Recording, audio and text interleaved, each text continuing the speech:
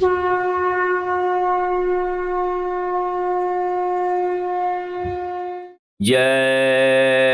गुरुदेव। हमरे हित गुरुदेव जी धारे मनुज स्वरूप।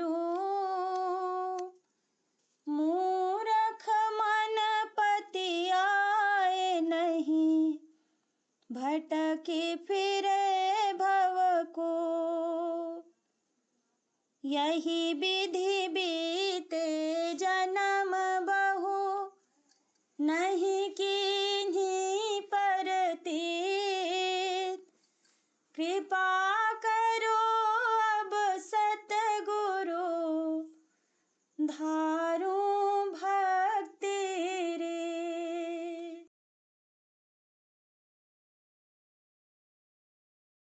गुरु दरिया में नहाना मन कहीं और न जाना। गुरु दरिया में नहाना मन कहीं और न जाना। गुरु दरिया का सदा जल निर्मल। गुरु दरिया का सदा जल निर्मल। बैठत उपजत ज्ञाना मन कहीं और न जाना। बैठत उपजत ज्ञाना मन कहीं और न जाना। गुरु चरणों में कोटिन तीरथ। गुरु चरणों में कोटिन तीरथ। गावत वेद पुराणा मन कहीं और न जाना। गावत वेद पुराणा मन कहीं और न जाना। ऋषि मुनि और पीर औलिया।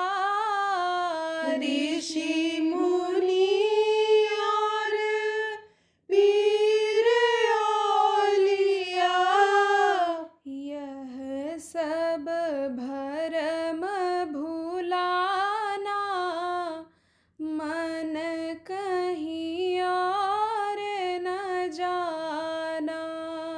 यह सब भरम भुलाना मन कहीं और न जाना। गुरु दरिया में पलटू नहाए। गुरु दरिया में पलटू नहाए। छूट गया न जाना मन कहीं और न जाना। छूट गया न जाना मन कहीं और न जाना। कहत कबीर सुनो भाई साधो। कहत कबीर सुनो भाई साधो। यही है मूल ठिकाना मन कहीं और न जाना। यही है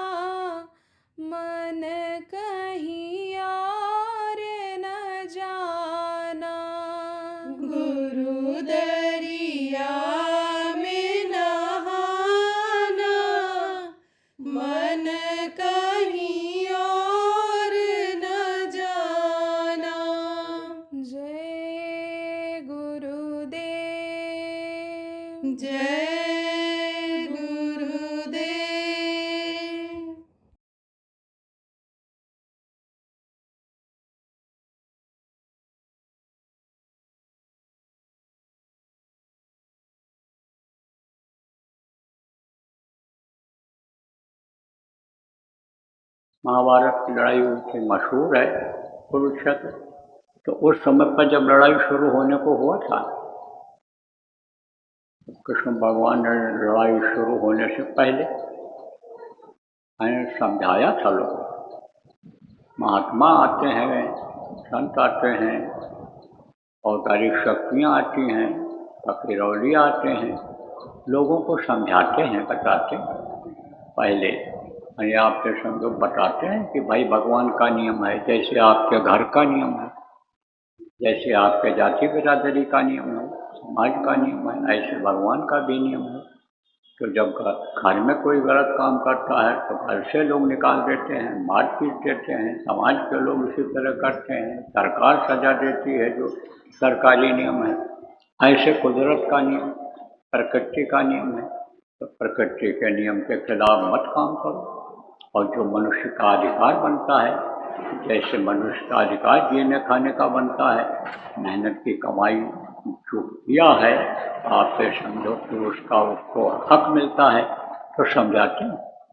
नहीं मानते हैं तब जो इस काम के लिए आते हैं, समझो कि जो जस 310 फल चाखा, जो जैसा करे उसको वैसा फल दो। काल रूप किनकर मैं भ्राता, शुभ और अशुभ कर्म फल दाता। इस काम के लिए जो आते हैं और तारीख शक्ति कहलाते हैं, वो समझाते हैं।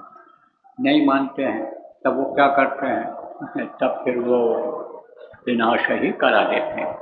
देखो त्रेता में भी हुआ, राम भगवान ने बहुत समझाया, दूत अपना भेजा समझाने को लोग के लिए, विभीषण ने खूब समझाया, मंदोदरी जो अन्य रानी थी उसकी रावण की, उसने समझाया, लेकिन रावण के समझ में जब नहीं आया तब समझो उसका विनाश करना पड़ा उनको।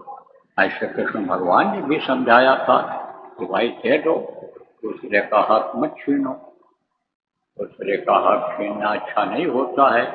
कुछ जमीन पांडव को भी दे दो, लेकिन जब कौरव नहीं माने, बोले सूर्य के नख के भी बराबर जमीन नहीं देंगे, तब यह हुआ कि अब महाभारत असंभावी। अब तो महाभारत होगा ही होगा, अब कोई टाल नहीं सकता, क्योंकि महाभारत के बगैर ये 11 छोड़ी सेना उनकी खत्म नहीं हो सकती है। तो जायजा ले रहे थे कि भाई कौन कौन वीर आए हैं लड़ने के लिए महाभारत। तो बबलीक खड़ा हुआ था, बबलीक एक पीपल के पेड़ के नीचे खड़ा हुआ था। पूछा भाई तुम यहाँ क्यों खड़े हो? बोला मैं तो महाभारत देखने और लड़ने के लिए आया हूँ। तो कहा कि महाभारत में तुम लड़ाई लड़ोगे? बोले हाँ। तो कहा तुम्हारे पास सेना कितनी है? तो कहा हमको सेना की जरूरत नहीं है, हमारे पास बाण है, 3 बाण है, हम इसी से महाभारत लड़ेंगे। अब वो 3 बाण कौन सा था? ये घटोत्कच का लड़का था। आपके समझो घटोत्कच का यह लड़का वो भी वीर था, क्योंकि वो भीम का लड़का था। अभी आप समझो भीम का पोता था। यह तरह से समझो कृष्ण तपस्या किया था। देखो आप जो नामदारी हो, कहते हो कुछ करना न पड़े, जैसा भोजन कोई न बनावे और खाए भी न कोई मुंह में लाके रख दे, तो ऐसे कौन करे? मेहनत तो हर काम के लिए करना पड़ता है। दिन भर मेहनत करते हो, मजदूरी करते हो, और फिर जो मिलने का वो जल्दी नहीं मिलता है। और यह ऐसी ठोस चीज, यह ऐसा दौलत जो साधना में मिलता है, ऐसा धन मिलता है कि जो यहाँ भी आपके काम आवे और मरने के बाद भी काम आवे, तो ऐसे सेंट ले जाएगा? ऐसे नहीं मिलता है, कुछ करना पड़ता है। कोई भी देखो देवी देवता जिन पर आप विश्वास करते हो, उनके लिए कुछ उपाय करते करते हो, मेहनत करते हो, चलते फिरते हो, कहीं आते जाते हो, तो कहते हो हमारे आने जाने से फल मिला। ऐसे ही यानी उसने शक्ति को खुश किया, और जब खुश किया तब उसने वरदान मांगा कि हम अगर समझो कि कहीं भी लड़ाई तो हम विजयी हो जाएं। आकाश पाताल और कहीं भी लड़े हम तो हम विजयी हो जाएं। तो उसके पास 3 बाण था, अमोघ बाण जो खाली नहीं जाता है, और उस बाण की विशेषता भी थी। अभी आपको पता चल जाएगा, बता रहा हूँ तो समझ जाओगे क्या विशेषता थी। तो कहा कि ये 3 बाण हैं हमारे। कृष्ण से कहा उसने, बबरी को। कृष्ण ने कहा तू इसी से महाभारत लड़ेगा? बोला एक एक बाण हमारे कमाल दिखाएंगे। अच्छा क्या कमाल दिखाएंगे? अभी भी तो कुछ दिखा सकता है। बोला दिखा दूंगा। कहा क्या कमाल दिखाएगा?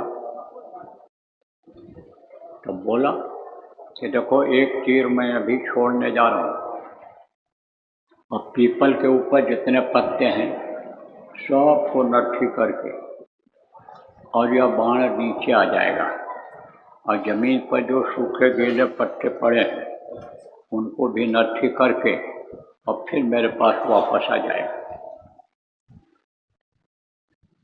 तो कृष्ण ने कहा ठीक है छोड़ो बाण। तो एक पत्ते के ऊपर पैर रखकर कृष्ण खड़े हो गए और दूसरा एक पत्ता अपनी मुट्ठी में ले लिया। बोले देखें हमारे पास कैसे आता है, क्योंकि बाण वो भी पत्तानी था। ऊपर गया और पत्ते को नट्ठी किया, और फिर जमीन पर आया, जमीन पर जितने पत्ते थे सबको नट्ठी कर लिया। फिर कृष्ण के पैर की तरफ बढ़ा तो बबरी चिल्लाया पैर हटाओ नहीं तो पैर भी नट्ठी हो जाएगा। पैर हटा लिया उस पत्ते को नट्ठी करके, और फिर इनके हाथ की तरफ तीर बढ़ा, तब फिर चिल्लाया मुट्ठी खोल दो नहीं हाथ भी चला जाएगा, और उस पत्ते को नट्ठी करके वापस आ गए।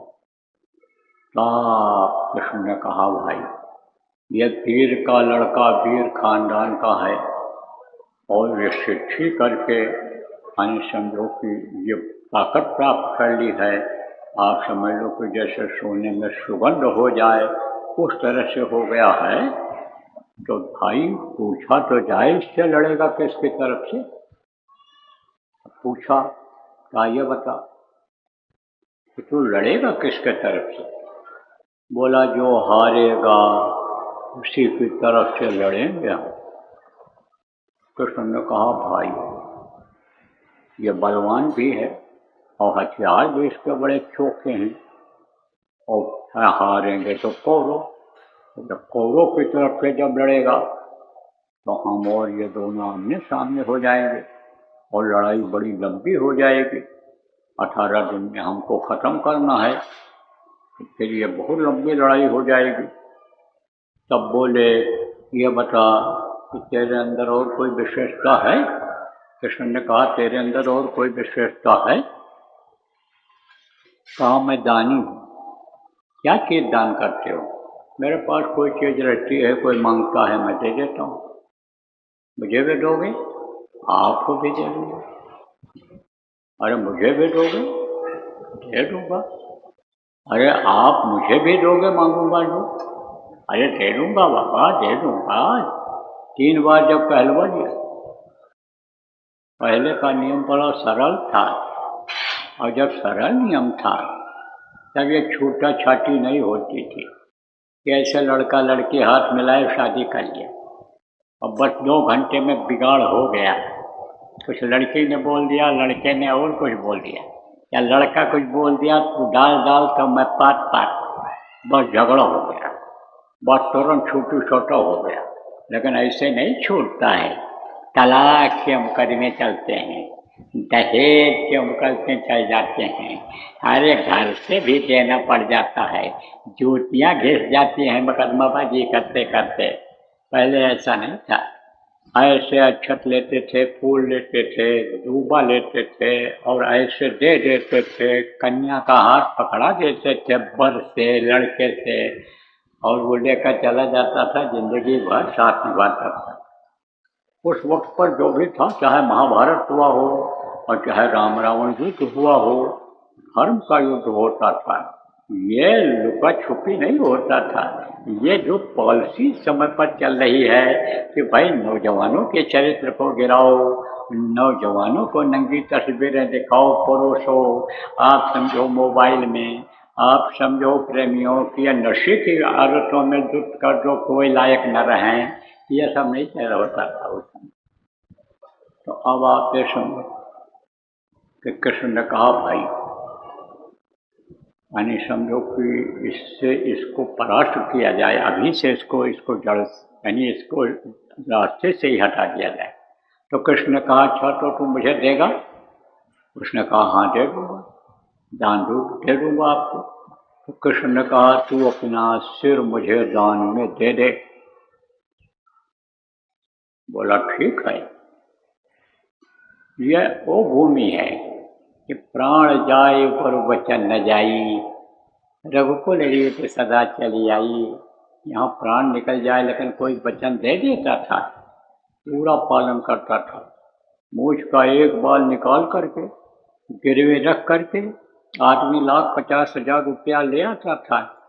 देने वाले को ये विश्वास था कि हमारा रुपया ये समय पर वापस कर जाएगा, क्योंकि इसने अपनी मूछ का एक बाल गिरवी रख दिया है। तो कहा ठीक है, वचन दे दिया है तो सिर्फ तो दे दूंगा, लेकिन आप एक वरदान हमको दे दो, हमको महाभारत देख लेने दो। बोले ठीक है। पहाड़ के ऊपर से रखवा दिया, पूरा महाभारत देखा। अब जब महाभारत खत्म हुआ, अर्जुन के अलावा और किसी को पता नहीं था कि महाभारत पहले ही हो चुका है। महाभारत तो पहले ही कर दिया था कृष्ण ने। कहा था अर्जुन से महाभारत शुरू होने से पहले, उठाओ गांडीव, चलो मैदान में। बोले यहाँ सब काका चाचा नाना मामा खड़े हैं, इनको मार करके मैं अधोगति प्राप्त नहीं करूँगा, मैं बाण नहीं चलाऊँगा, धनुष नहीं उठाऊँगा। अरे बोले कृष्ण बोले इतना दिन हो गया तुमको मेरे साथ रहते हुए और तुम हमको पहचान नहीं पाए। तो वो किसमें देखते थे कृष्ण को? हड्डी और मांस के शरीर में देखते थे। ऐसे लोगों ने संतों को भी देखा, हड्डी और मांस के शरीर में संत रहे, या हमारे गुरु महाराज जिनकी ये तस्वीर लगी हुई है, यह भी मनुष्य शरीर में थे। और आज भी आप जो गुरु महाराज के नामदानी हो, मनुष्य शरीर में ही उनको समझ रहे हो, अंदर में उनका दर्शन आपने नहीं किया। जो युक्ति बताया ध्यान लगाने का, जब ध्यान लगाते अंदर में गुरु के रूप को देखते, गुरु की महिमा को समझते, तब आपको विश्वास होता। जय गुरुदेव। परम संत बाबा उमाकांत जी महाराज के आगामी कार्यक्रम की सूचना के पश्चात सत्संग पुनः प्रसारित होगा। जय गुरुदेव।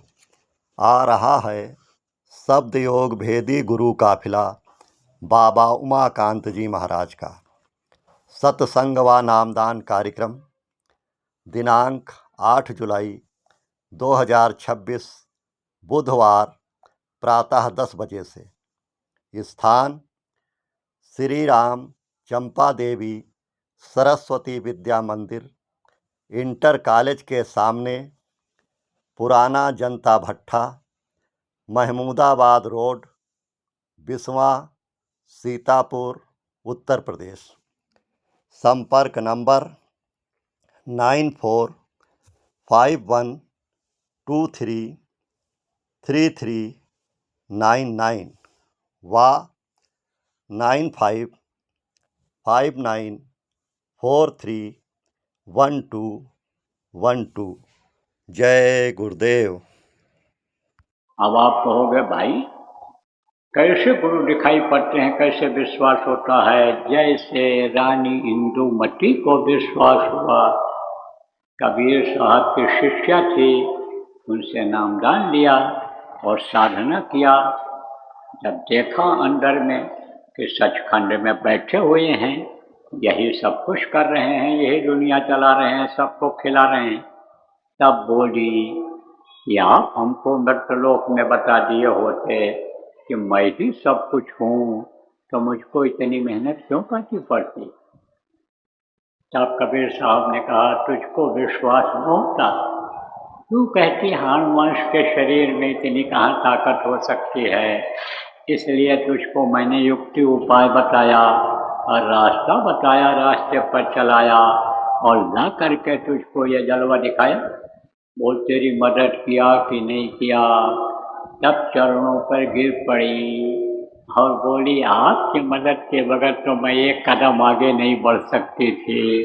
कदम कदम पर आपने मदद किया। जब मेरी आत्मा पिंडी शरीर में थी तो आपने मदद किया, अंडी शरीर में आई तब आपने मदद किया, और हमारी शरीर में जब आई तो आपने मदद किया।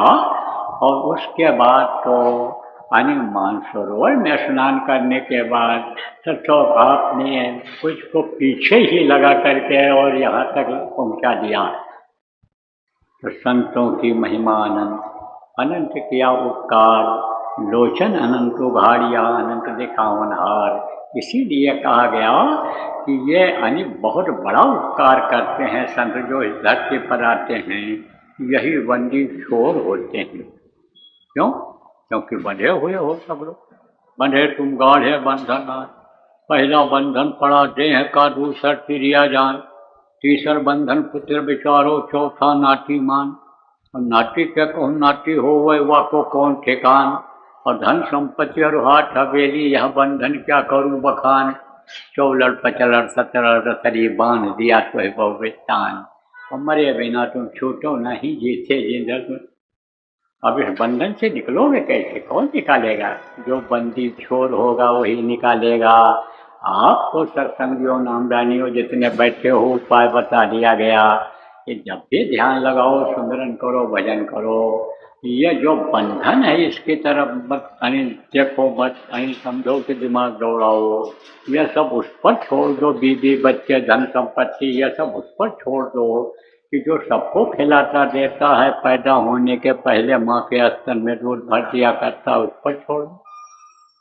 तो अब आप समझो कि आपको मैं बता रहा था कि रानी इंदुमती ने कहा, आपने तो कदम कदम पर मेरी मदद किया, लेकिन आपकी बातों को मैंने सिर माथे लगाया और हमेशा आपको याद करती रही, मस्तक पर आपको सवार रखा, गुरु माथे पर राखिए, चलिए आज्ञा माए, और कह कबीर दास का इन लोक भयनाए, समर्थ गुरु मिल जाएं तो उनको सिर पर मत्थे पर रख लो। मत्थे पर रखने का मतलब क्या होता है? हमेशा उनका ध्यान करते रहो, उन्हीं को देखते रहो, उनको मत भूलो, उनसे बराबर प्रेम करते रहो, नित्य अपने को नए समझते रहो, तो एक रस भक्ति हो जाए, एक जैसा भाव हो जाएगा। और भाव से ही भक्ति बनती है, और भक्ति जब आ जाती है तो कहा गया, सोना काई ना लगे, लोहा गुण नहीं खाए, और बुरा भला जो गुरु भगत है, कबहू नर्क न जाए। बुरा भला भी भगत होता है, और भगत अगर होता है, आदेश का पालन करता है, तो नर्क नहीं जाता है, नर्क से बच जाता है। अब आपको मैं महाभारत वाली बात बता रहा था, बकरीक वाली बात। तो समझो कि अर्जुन को उपदेश कर रहे थे कृष्ण, बता रहे थे, कह रहे थे कि भाई महाभारत का उठाओ छोड़ो, महाभारत खत्म किया जाए, खत्म किया जाए दोस्तों को, अच्छे समाज बन जाए, द्वापर का विधान खत्म हो जाए, क्योंकि कलयुग आने का समय हो रहा है, तो समय से यह काम हो जाए, समय से काम करके हमको फिर जाना है इस दुनिया संसार से। तो अर्जुन तैयार नहीं हो रहे थे धनुष उठाने के। तब बोले, तुम हमको नहीं पहचान पाए हो, बैठो मैं अपनी पहचान तुमको कराता हूँ। बैठाया, कहा बंद करो आप, लगाओ ध्यान। ध्यान लगाए, बोले कुछ दिखाई पड़ा? बोले महाराज कुछ नहीं दिखाई पड़ा। तो अभी कहे, बोले अभी तुमको दिखाता हूँ। नज़दीक में आए और ठोका यहीं पर ठोका। कहाँ ठोका? इन्हीं दोनों आँखों के बीच में, जहाँ जीवात्मा बैठी हुई, जहाँ तीसरा तेल पिंडी 10वां द्वार जिसको कहा वहाँ ठोका। वहीं 4 दल कमल हैं, उसी पर समझो कि कर्म इकट्ठा होते हैं। तो उनके ठोकने से क्या हुआ? वो सब गंदगी हट गई, उनके कर्म कट गए। और जब कर्म कट गए और फिर ये जीवात्मा ऐसे प्रकाश में खड़ी हो, अपने रूप को जब जीवात्मा देखती है तब अभी समझो वो आत्मदर्शी हो जाता है, विश्वास पात्र हो जाता है। और ये सब कर्म वहीं पर जल जाते हैं, शुभ और अशुभ जो ये कर्म होते हैं ये सब यानी वहीं जल जाते हैं। यानी जब सारे कर्म जल जाते हैं, शुभ और अशुभ यानी कर्म जब सब जल जाते हैं, ये निष्कर्म जीवात्मा हो जाती है, तब इसको सब दिखाई पड़ने लगता है। हाँ, देखा अर्जुन सब के सब मरे पड़े हुए, हमको तो खाली निमित्त बनना है। तो अर्जुन को तो मालूम था कि कृष्ण ने तो पहले ही महाभारत कर दिया है, आप खत्म कर दिया, सबको खत्म कर दिया। लेकिन भीम को, नकुल सहदेव और जो उनके भाई थे, उनको तो अहंकार हो गया, हमने मारा, हमने गिराया, हमने इनको मारा, ये किया वो किया। तो बैठे हुए थे जब खत्म हुआ, जैसे शादी ब्याह खत्म हो जाता है तो सब बैठते हैं इकट्ठा और कहते बहुत बढ़िया हुआ, खाए पिए भी खूब, सब खुश रहे, कोई दिक्कत नहीं रही, सारी व्यवस्था हो गई, भगवान की दया कृपा। ऐसे ही बैठे थे, समीक्षा हो रही, तो ये लोग सब पहुँच रहे थे। तो कृष्ण ने कहा कि ये तो अहंकारी और नाम तो औतारिक शक्ति का लाना है, जो इस काम के लिए भेजा जाता है, इस धरती पर मनुष्य शरीर में परिवर्तन के लिए भेजा जाता है, नाम तो उसका होना चाहिए, तभी तो कोई आगे बढ़ेगा, काम करेगा। तो जो काम करे उसका नाम होना चाहिए। तब इन लोगों से बोले, भाई जो पूरा महाभारत देखा है वो बताएगा कि किसने मारा, किसने गिराया, किसने क्या किया। तब ये हुआ कि भाई बकरीक ने वरदान मांगा था, चला जाए उससे पूछा जाए। तो वहाँ चढ़ करके पहाड़ के ऊपर गए, उससे पूछा कि तुमने महाभारत देखा? बोला हर पल हर क्षण देखा, सुबह से शाम तक जब तक लड़ाई होती रही तब तक मैं देखता रहा, पलक तक नहीं दबाया, क्योंकि यही वरदान मांगा था आपसे कि महाभारत मुझे देख लेने दो, तब मेरे प्राण निकले। कहा तो कृष्ण ने कहा तो तुमने क्या देखा? कहा मैंने देखा कि चक्र सुदर्शन चल रहा है और सबको काटता हुआ चला जा रहा है, बड़े बड़े योद्धा धराशायी होते चले जा रहे हैं। कृष्ण ने कहा ये वीर लोग ये नहीं मार रहे थे? तो उसने कहा ये सब मुंह फैलाए हिजड़े की तरह खड़े हुए थे, हमने तो देखा किसी का हाथ पैर भी नहीं हिल रहा है, ये तो सब मूर्ख मुखदर्शी हो रहे हैं, केवल चक्र सुदर्शन चल रहा है, वही विनाश करता सबका चला जा रहा है। और इन लोगों का मुंह एकदम से समझो ये सिर झुक गया, क्योंकि उसने फैसला कर दिया।